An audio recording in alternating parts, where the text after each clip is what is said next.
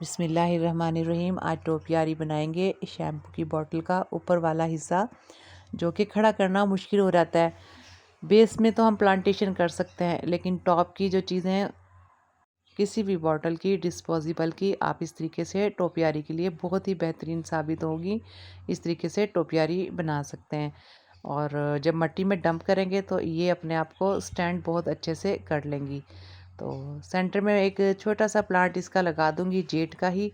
हम जेट की बेहतरीन सी टोपियारी बनाएंगे। जो ये लगा हुआ है सेंटर में प्लांट जेट का, ये भी एक छोटी सी बोनसाई का लुक है। ये सपोर्ट भी करेगा आने वाली जो मज़ीद वीडियो में हम आप स्टेम आपके सामने लगाएंगे। चलें स्टेम कलेक्ट करते हैं।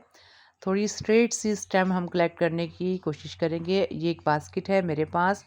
इस बास्केट में नई नई शूट्स अच्छी सी निकली हैं।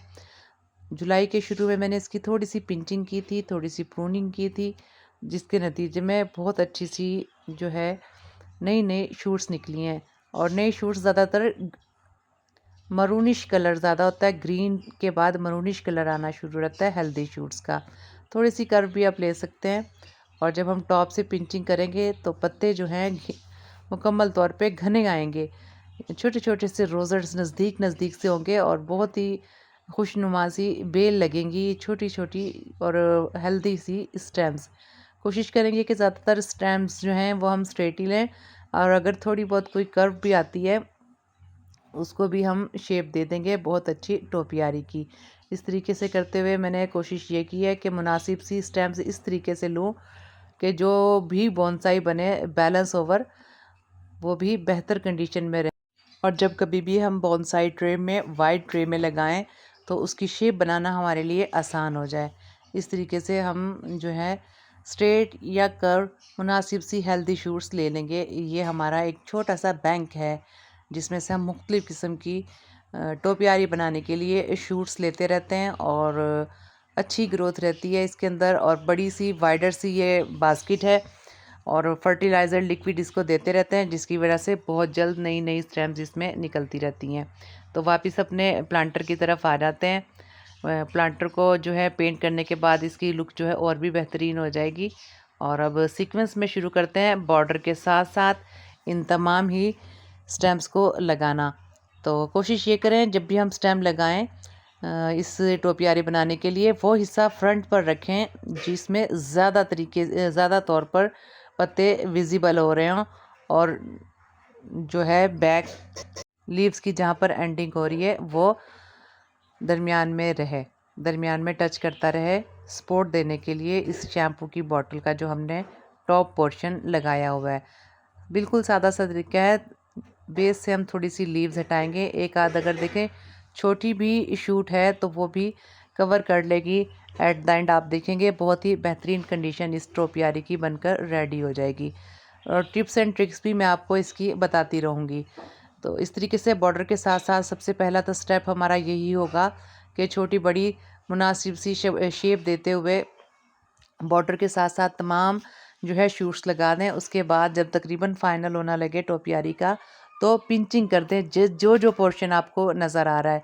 पिंचिंग का तरीका मैं वीडियोस में बताती रहती हूँ। पिंचिंग का ये है कि जो टॉप की, ये देखें इस तरीके से टॉप की छोटी सी जो नई दो पत्ती होती हैं वो पिंचिंग में आती हैं। अभी मैं आपके सामने एक आध शूट की और भी पिंचिंग करूँगी, बॉर्डर कंप्लीट कर दूँ। और देखें इस तरीके से करते हैं, जितना कोशिश करें कि साथ साथ करके लगाएं ताकि आपकी टोपियारी बहुत ही बुशी सी बनकर रेडी हो जाए।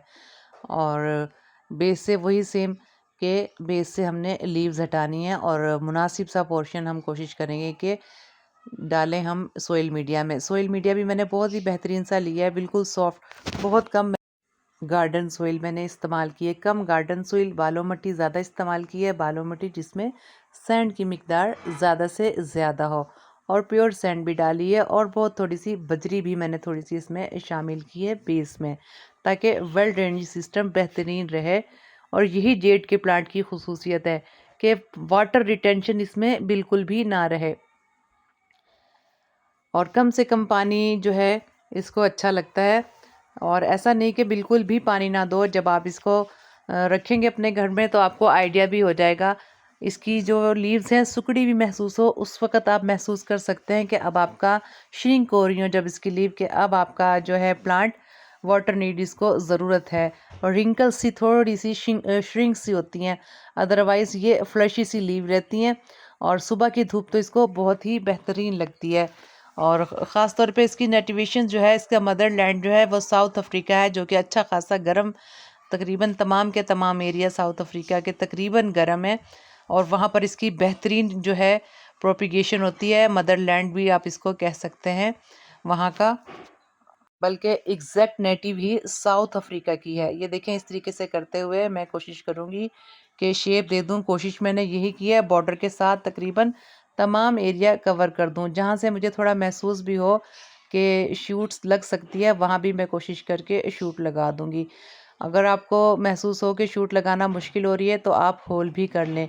जैसा कि मैंने स्टार्टिंग में ही बताया कि मैंने सोइल मीडिया बहुत सॉफ्ट लिया है।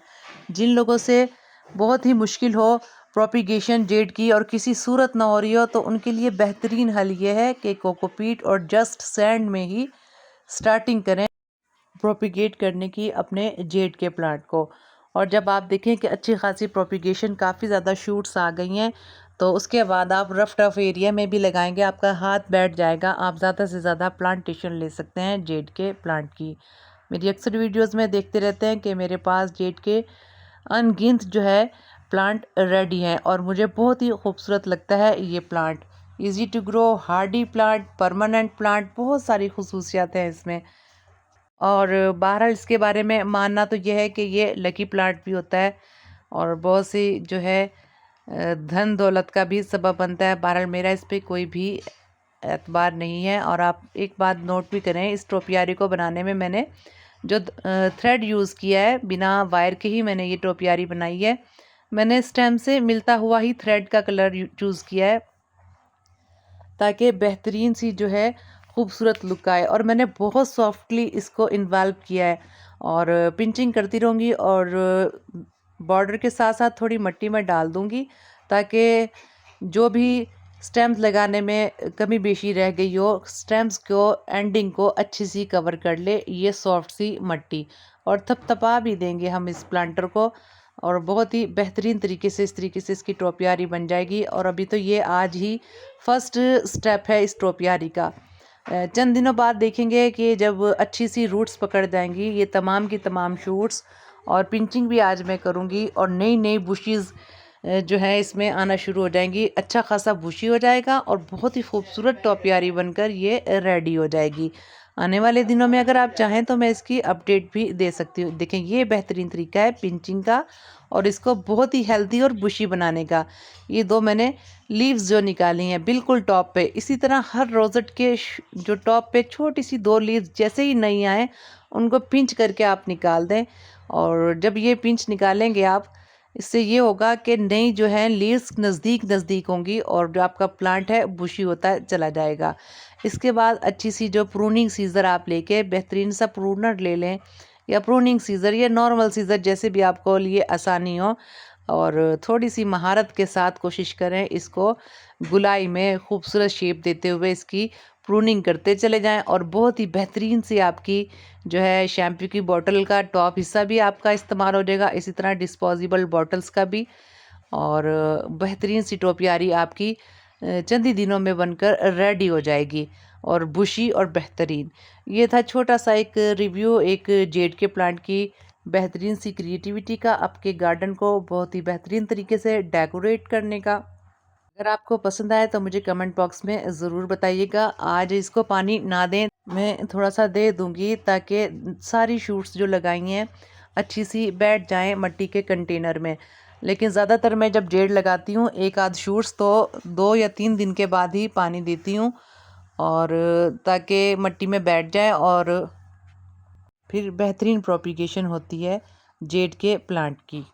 इसके साथ ही इजाज़त चाहती हूँ। अपना और अपने प्यारों का ख्याल रखिएगा, दुआओं में याद रखिएगा। अल्लाह हाफिज़।